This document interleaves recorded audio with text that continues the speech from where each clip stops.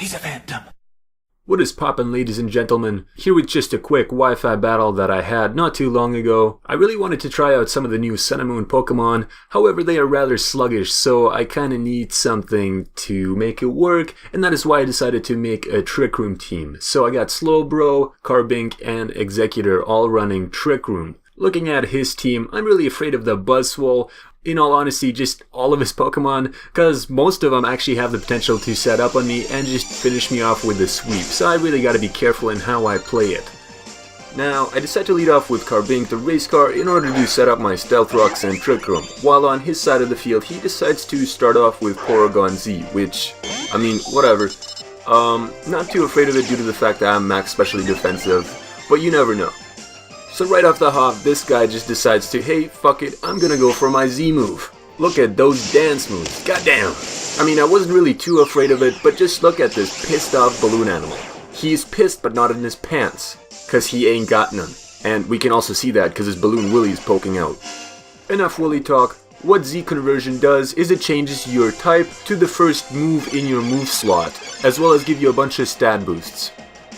After setting up on my Trick Room, I just also decide to set up my rocks due to the fact that this Porygon really can't take me down in one hit because I am running sturdy. So here he just goes for a Stab Thunderbolt and it does a decent chunk due to the fact that he did get the stat raises and it is Stab. However, I still take that rather nicely and it does a little bit less than half. So now, predicting that he would go for another T-Bolt, I switch out into my MAROWAK. So I throw out my boner, the MAROWAK, as he goes for another Thunderbolt as expected, and I get the Lightning Rod special attack boost, which doesn't matter, but I don't take a hit. So now here I just start a whole circle jerk and throw out my boners while he takes it with his little willy, and he just dies by not wanting to switch out for some reason. I mean, Mikey really doesn't care about his balloon animal because I think his mom clown could just make him another one. So here he here he throws out his Squidward, and I mean, let me just stop it right here. I don't know why, but it just made me laugh because Mikey has no Pokemon with nicknames besides this Squidward. So I don't know, Squidward and his super friends.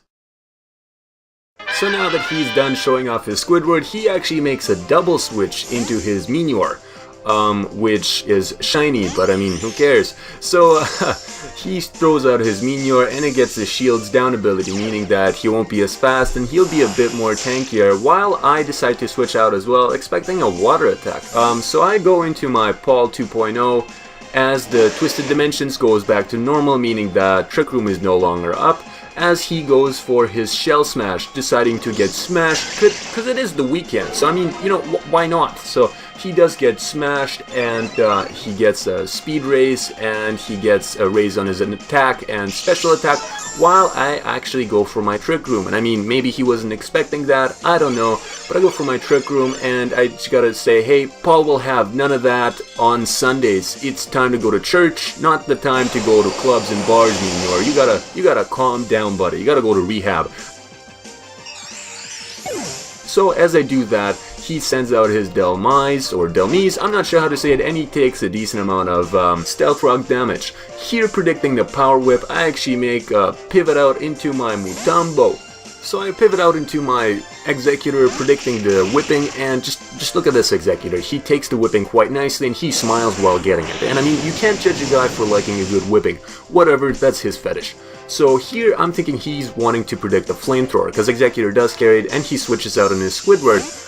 But I actually don't carry Flamethrower, so I just kind of decide to go for a Sludge Bomb instead. And I mean, it does a decent chunk, but at the same time, this guy is just max specially defensive with my calculations, and he takes that really well. So either who, he goes for the Scald as kind of the last resort, because if he were to switch out again, he would just take way too much Stealth Rock damage. And I just decide to go straight for the Draciometer, because I had a feeling that one more Draciometer would definitely take him out. So yeah, he just goes down to that, and I mean, Squidward, let me just tell you, palm trees! Palm trees! So now that I take Squidward down, he goes out into his Buzzwole, and you know, I'm not quite sure what he's gonna do. I had a feeling he would just go for an Ice Punch or something and just finish me off, because a lot of Buzzwole carry that nowadays. Well, he actually goes for a Bulk Up. I guess, wanting to sweep. However, I do carry the Trick Room, which was really a lifesaver here, because that's the only way I would outspeed this Buzzwole, because everyone else is so much slower on my team. So yeah, I get up my Trick Room, and here, as a last resort, kind of hit him with another Dracometer.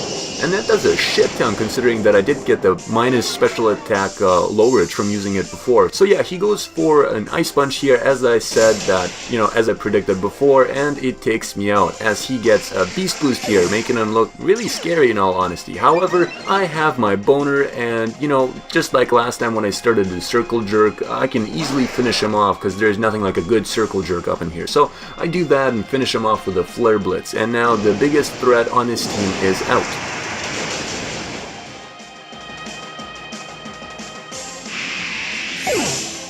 After taking my recoil damage, he is going to send out his Dragon. Come on, and I mean, come on, I really can't deal with that at the moment, because I don't think I can finish him off with one hit, so I decide to switch out into my Paul, because, you know, Paul 2.0 is nothing to mess with. So yeah, I now decide to go into my Paul, predicting a Dragon move or whatever, and, you know, I can take that no problem, and I can finish him off with another move, because Trick Room is still up, and I am Psychic type and he's a Fighting type, so you know how that matchup goes. So yeah, I recover a bit with my leftovers and just decide to go for a Psyshock here, and throw out my little balls in the air and just hit him up like I don't care, and it's super effective, because like I said, he is Fighting Dragon type, and that takes him out, as I recover some more, and just, you know, Paul don't care. Paul really doesn't care. So here essentially he'll bring in his Delmise to take some Stealth Rock damage and essentially die, because there really isn't much he can do in this match no more. But before that, he does go for his Swords Dance and shows off some more funky dance moves, because, you know, Mikey's really got it on with those dance moves, Toga dance classes, so yeah. As he does that, I go for a Scald and burn him, which lowers his chances of winning even more, because the burn lowers his attack. As I burn him, he now just goes for a Power Whip, I believe. So yeah, he goes for a Power Whip and just takes my Paul out.